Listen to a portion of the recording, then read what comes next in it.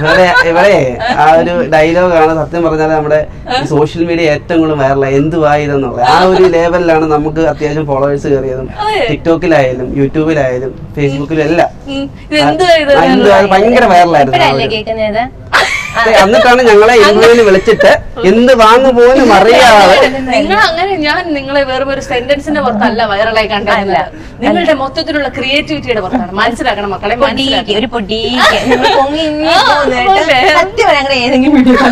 കഷ്ടമുണ്ട് കേട്ടോ. ഞാൻ ജൂലിപ്പട്ടിയിലെ ജൂലിപ്പട്ടി എന്ന് പറഞ്ഞാൽ 1992 ഇറക്കിയ വീഡിയോ ഏറ്റവും ലേറ്റസ്റ്റ് കുളിസി. ഇത് ശരിയല്ലേ? അതിനകത്ത് പേരുകളൊക്കെ ഇട്ട് ഇവര് ഭയങ്കര മാർക്കറ്റിംഗ് ടെക്നിക്കുകളൊക്കെ അറിയാവുന്ന ആൾക്കാരാണ്. കാരണം എന്താ വെച്ച് കഴിഞ്ഞിട്ടുണ്ടല്ലോ, ആ പേരിട്ട എല്ലാരും കാണുമെന്ന് അറിയാം, എന്തെങ്കിലുമൊക്കെ കാണാനുണ്ടാവും. 2 ദിവസം കൊണ്ട് 5 മില്യൺ അടിച്ചു. 2 ദിവസം ഞാൻ കണ്ടതിന് പോസ്റ്റ് കണ്ടിരുന്നു. അതെന്താ, എന്തുകൊണ്ടാ നിങ്ങളിങ്ങനെ കനത്തെ പേരും അത് കഴിഞ്ഞിട്ട് അങ്ങനത്തെ 2 പെൺകുട്ടികളെ മുന്നിൽ നിർത്തി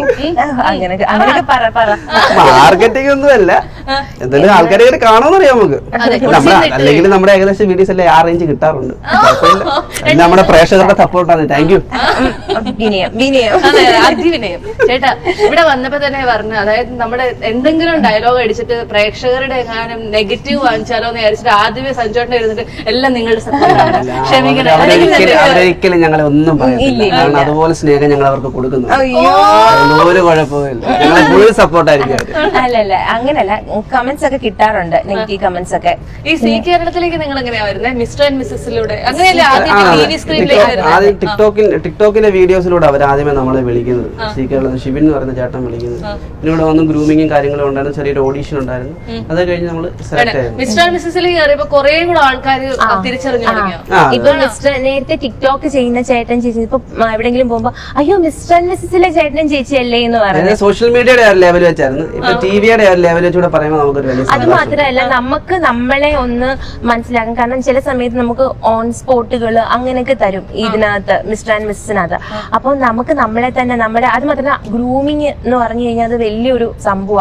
അവിടുന്ന് കിട്ടുന്ന എക്സ്പീരിയൻസ്ഡ് ആയിട്ടുള്ള ആൾക്കാരുടെയൊക്കെ അത് ഭയങ്കരമായിട്ട് നമുക്ക് നമ്മളെ കുറച്ചുകൂടി ഡെവലപ്ഡ് ആവാൻ വേണ്ടിയിട്ട് ഹെൽപ്പ് ചെയ്യും. കുറച്ചുകൂടി ആൾക്കാരെ പരിചയപ്പെടാനും ഇടപെടാനും ഒക്കെ നമുക്ക് അതൊരു ഹെൽപ്ഫുൾ ആയിട്ടിരിക്കും. ചേട്ടാ yes my father is Gulf.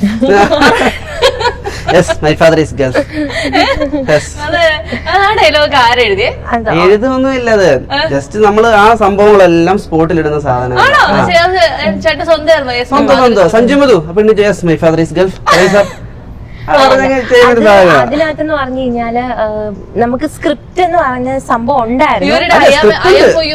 ടെൻസി എന്ന് പറഞ്ഞൊരു വെബ് സീരീസ് ഉണ്ട്, അത് പറ്റുന്നവരൊക്കെ എന്നെടുത്ത് കണ്ടോട്ടോ.